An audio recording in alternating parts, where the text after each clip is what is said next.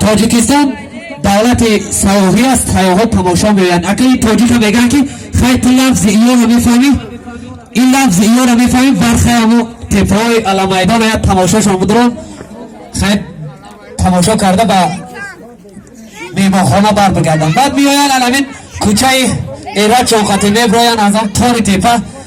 بعد اول تاجیک طرفی همو کور میگه که یک شرط میمونن، میگه اگر آوازی در همینجا طرفی همو کور داد میزنیم، اگر آوازی کسی که بلند برآمد جمع میکنیم $100 امورا میتیم.